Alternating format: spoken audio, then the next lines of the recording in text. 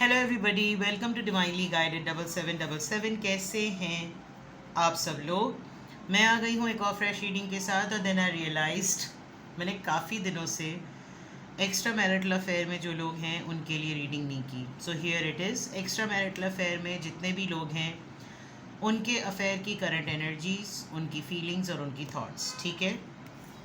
तो डेफिनेटली मुझे कहने की ज़रूरत नहीं है कि ये रीडिंग उन्हीं लोगों से मैच करेगी जो लोग एक्स्ट्रा मैरिटल अफेयर में हैं, और ये उनके लिए ही रीडिंग है। And to make it very clear, किसी को किसी के कमेंट पर कमेंट करने की ज़रूरत नहीं है, because this is the world, we live in a society, और सोसाइटी में हर तरह की चीज़ें होती हैं, हर तरह। That is the meaning of diversity, ठीक है। तो ये वही लोग देखें जो लोग एक्स्ट्रा मैरिटल अफेयर में हैं। इसके अंदर जो रीडिंग की जाए, अगर आपको गाइडेंस के तौर पर, एंटरटेनमेंट पॉइंट ऑफ व्यू से कोई चीज़ समझने के तौर पर आपको ये रीडिंग देखनी है, so you are most welcome. But this is specially उन लोगों के लिए जो लोग एक्स्ट्रा मैरिटल अफेयर में हैं।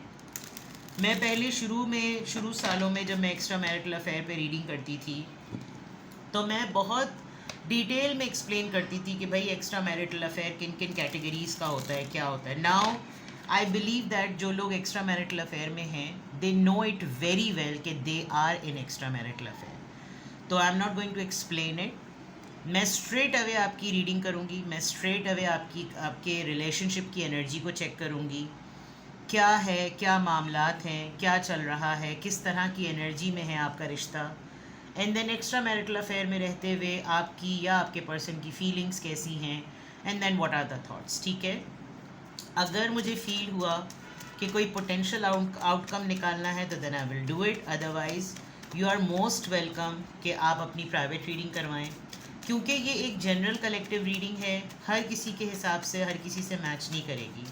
आपने मैसेज वही लेना है जो लगे आपको अपनी सिचुएशन से मैच करता हुआ। इफ़ देयर इज़ समवन जिसके साथ आपकी दोस्ती है, आप शादीशुदा हैं, फिर भी आपकी डेवलपमेंट हो रही है, बिल्डअप हो रही है, you feel comfortable, you feel relaxed and calm, you know, it's completely your choice. And then you want to know कि भाई क्यों है ऐसा। अक्सर लोग इसी तरह के सवाल करते हैं। आप मुझसे प्राइवेट रीडिंग ले सकते हैं। चलिए देखते हैं जनाब कि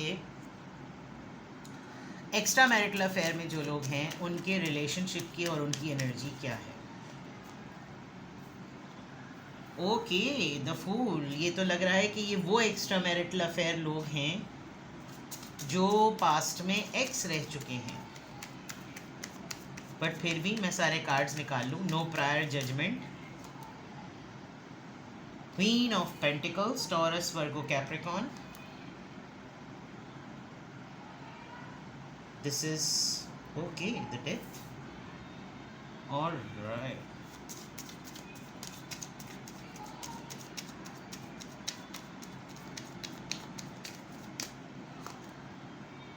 अरे बाप, हैंग। अच्छा जनाब, आपके दरमियान तो ऐसा लग रहा है कि जैसे आप लोग इत्तेफाकी अचानक से मिल लिए। ऐसा लग रहा है कि जैसे बहुत पैशन से कुछ स्टार्ट हुआ, शुरू में कुछ ऐसा हुआ कि जैसे अरे वाह तुम, एंड देन अ वेरी बड़ा ही पैशनेट किस्म का, बड़ा ही ऐसा सा रिश्ता, और बड़ी उसमें बहुत एक्साइटमेंट। आप इनके एक ऐसे पर्सन लग रहे हैं जो कि पहले बड़ी थे, मोर देन बड़ी, एंड देन आप बहुत वक्त के साथ ग्रो हुए हैं। और क्वीन ऑफ पेंटिकल्स नज़र आ रहा है। दैट मीन्स एक चीज़ हो सकती है कि आप दोनों में से किसी एक ने तो लाइफ में मूव ऑन करके शादी वादी कर ली, कोई एक रुक गया और उसने अपने आप को करियर में, स्टेटस में बहुत आगे पहुंचा दिया, लाइक क्वीन ऑफ पेंटिकल्स। अभी ऐसा लग रहा है कि जैसे जितनी जल्दी अभी रिसेंटली एक दूसरे को अप्रोच करके ढूंढ के आप लोग, जितनी जल्दी आप लोगों ने अपने दरमियान एक फ्रेश स्टार्ट किया था, बस पता चल गया कि नाउ ही और शी इस्टेब्लिश्ड, बड़े ही बहुत सेटल, बड़े ही ऊँचे, और जैसे ही स्टेटस का पता चला एकदम से आप दोनों के दरमियान एक एंडिंग हो गई।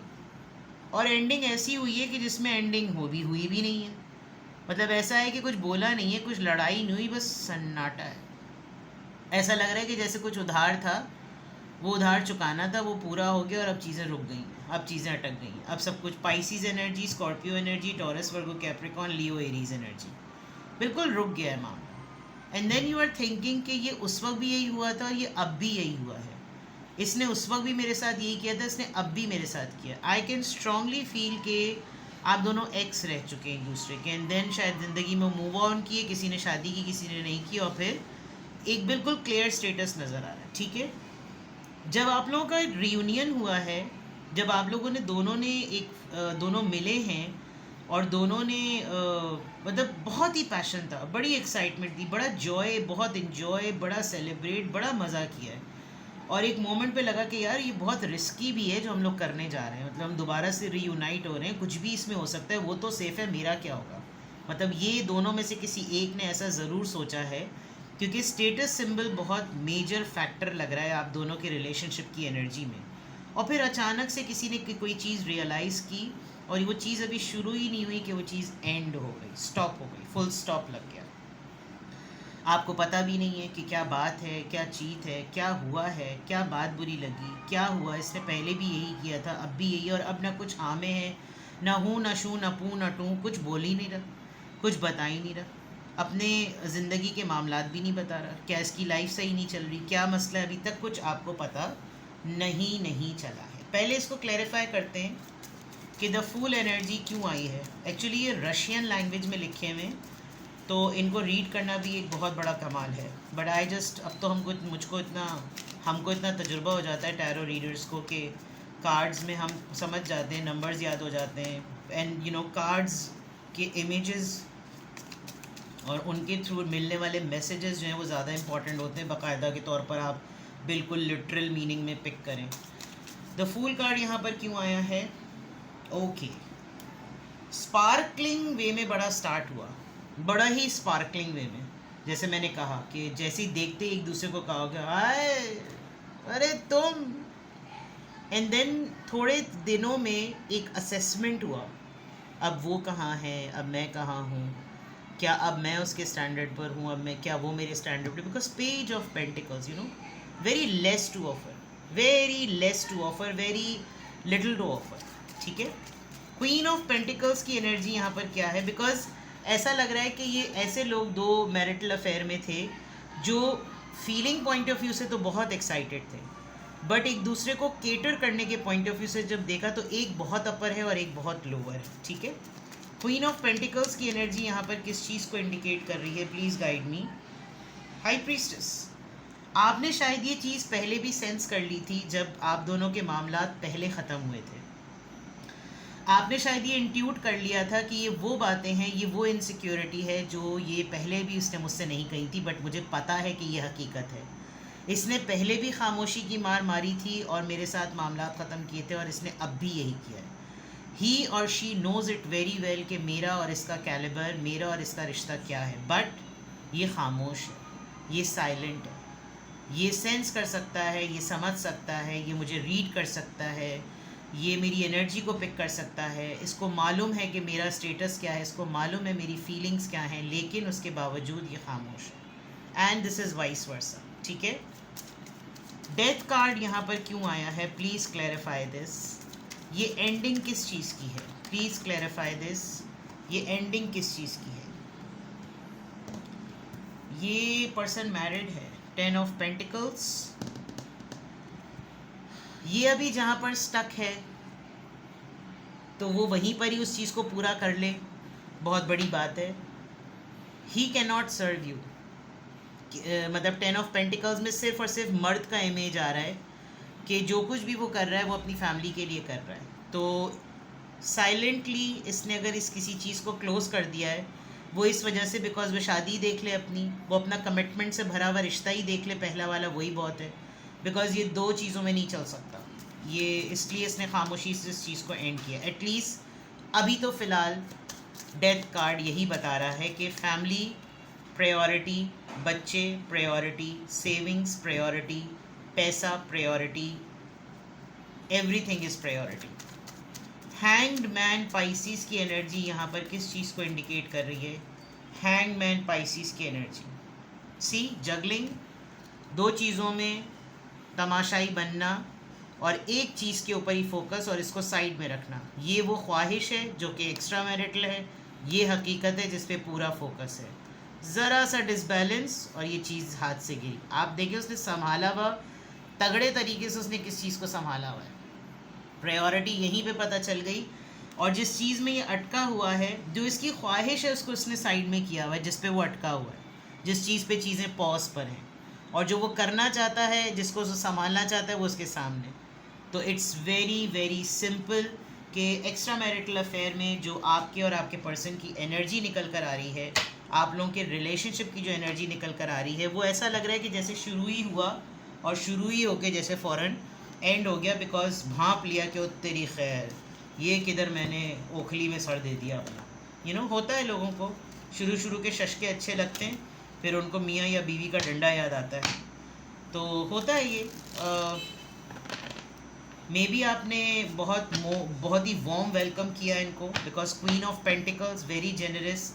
There could be any mean, इसने आपको किसी मतलब के लिए भी हो सकता है कांटेक्ट किया हो, खातून या हो या मर्द, बिकॉज कुछ तो कुछ सीक्रेट था जो कि होना कंप्लीट बाकी था, जो कि होना रहता था। ठीक है, लेट्स सी कि आप दोनों के एक्स्ट्रा मैरिटल अफेयर में थॉट प्रोसेस क्या है। एक्स्ट्रा मैरिटल अफेयर में थॉट प्रोसेस क्या है? Toxicity patterns. इसका मतलब ये इंसान अपने जिस भी शादी में है, ये उससे थोड़ी देर के लिए जब निकलता है, तो इसने जब निकलने के लिए सोचा, इसको आपका ख्याल आया। Toxicity, it's a clear answer. Pattern, कार्मिक रिलेशनशिप भी हो सकता है जिसके साथ ये अब है। Memories, nostalgia. सी, ये इंसान आपको भूलता नहीं है, खातून हो या मर्द।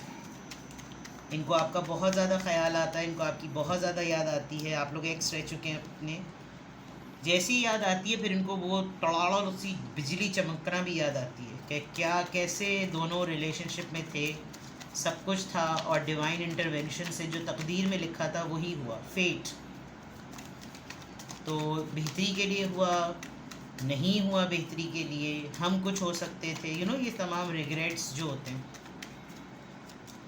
रिमेंबर एन अवेकनिंग, हो सकता है आप इनके लिए एक स्पिरिचुअलिटी का एलिमेंट रहे हो, आपने इनको एक मेमोरी चेक दिया हो, आपने इनको एक अवेकनिंग चेक दिया हो, एक रियलिटी चेक दिया हो, इनको खुद एहसास हुआ हो कि यार जो भी है अपने नफ्स पे इंसान कंट्रोल करे, ये चीज़ नहीं करनी चाहिए। एक तो लोग जो हैं वो एक्स्ट्रा मैरिटल अफेयर में आते हुए तो सोचते नहीं हैं, एक्स होते हुए रीयूनाइट करते हुए सोचते नहीं हैं, फिर ज़िंदगी जब उथल पुथल होती है तब उनको ख्याल आता है कि गड़बड़ कर डाली।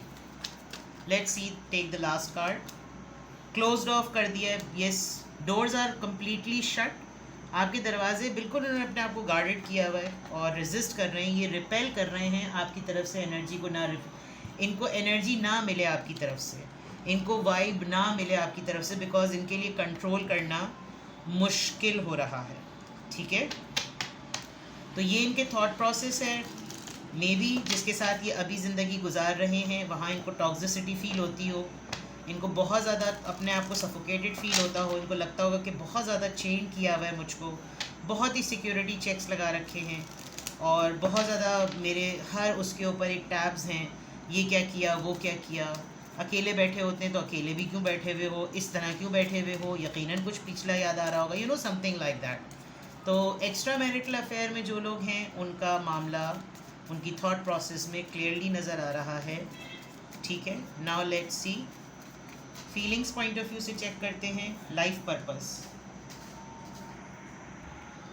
मैंने देखिए पहले भी कहा था कि फीलिंग्स पॉइंट ऑफ व्यू से भी एक इंसान काफ़ी आगे बढ़ गया, दोनों में से किसी एक ने शादी नहीं की और उसने अपनी ज़िंदगी को एक डिफरेंट पर्सपेक्टिव के लिए छोड़ दिया, एंड काफ़ी ग्रोथ मिली है। आप बहुत बड़े हीलर बन गए हैं, और इस इंसान को भी आप उसकी टॉक्सिसिटी में काफ़ी आप हेल्प करते हैं। इस इंसान को आपसे बात करके काफ़ी सुकून मिलता है, एंड दे बिलीव कि मुझे भी, क्योंकि देखें अवेकनिंग की बात है तो वो चीज़ नज़र भी आ रही है कि आपने एक पाथवे दिया होगा इस इंसान को कि if this is not, if we can not be this, we can be this, इस तरीके से। द रेनबो रिवाइवर, आप ही की बहुत सी क्वालिटीज़ सामने होकर आ रही हैं कि फ़ीमेल इमेज बहुत ज़्यादा आ रहा है, नो मैटर व्हाट, आप मेल हों फीमेल हो, बट इमेज जो है वो एक लड़की का है और जो कि बहुत लाइफ से भरपूर है, ज़िंदगी से भरपूर जिसे कहना चाहिए अपनी ज़िंदगी। फीलिंग्स में ये है कि ये डेफिनेटली इनका बड़ा दिल चाहता है आपको पैम्पर करने का, आपको प्लीज़ करने का, आपको शोफर एक्ट करने का, आपके लिए छोटी छोटी चीज़ें करने का। इनकी फीलिंग्स में ये है कि ये आपके लिए कुछ करें, बट वही वाली बात, सेविंग्स को देखें या फिर पेज ऑफ पेंटिकल्स को देखें, दे के नॉट डू इट। बिकॉज अगर इस वक्त आपकी फीलिंग्स डेवलप हो गई तो मे बी इनको एक फ़ियर है, ये इनकी फीलिंग्स का पार्ट है कि मैं अब किस खाते में किसके लिए कुछ करूँ, अब मैं इसको, इनको बहुत यंग फील होता है आपके लिए सब कुछ ट्रीट करके, ये भी मैं आपको बता दूँ। दूसरा कि एक इनको खौफ भी है कि अगर अब मैंने इसके लिए कुछ किया, इसने अब अगर मुझसे कुछ डिमांड कर लिया, पहले तो चलो जैसे तैसे भी बहाने बना लिए थे, अब अगर इसने मुझसे कुछ क्लेम कर लिया, अब मैं इसको क्या कहूँ, अब मैं इसको किस तरीके से मना करूँ। तो ये आपके लिए करना बहुत कुछ चाहते हैं, इनकी फीलिंग्स में ये चीज़ नज़र आ रही है, but they can't do it. 2 cards आए हैं, कमिटमेंट देख लीजिए, कमिटमेंट इशूज, सोलमेट कनेक्शन का कार्ड आया number 4, and then the garden. You can be the source for them for everything literally. They feel you peace, they feel calmness, they feel happy, और बहुत सारी चीज़ें नज़र आ रही हैं। लेकिन जो हकीकत है इस जो आज मैंने एक्स्ट्रा मैरिटल अफेयर में रीडिंग की है, इट लुक्स लाइक कि जैसे समटाइम्स आपको ये भी होता है कि ये क्यों हुआ, मतलब फिर क्यों आए मेरी लाइफ में, क्या ज़रूरत थी बिला वजह में एक स्टॉर्म की तरह आने की, तूफ़ानी तौर पर आने की, आए सब कुछ हिला जुला के निकलते बने। और आपकी गट फीलिंग ने भी बहुत ज़्यादा इनको मैनिफेस्ट किया है, लिटरली आपकी मैनिफेस्टेशन, आपका स्टेटस चेंज होना, आपका लाइफ में कुछ बनना, इस उस उन तमाम चीज़ों ने पुल किया, and now they know very clearly they कि आपके लिए कुछ कर नहीं सकते। तो मुझे ऐसा लग रहा है कि आज मैंने जितने भी एक्स्ट्रा मैरिटल अफेयर के लोगों की रीडिंग की है, they are somewhere silent, closed off कहें तो सही वर्ड है, जो कि आ भी गया है।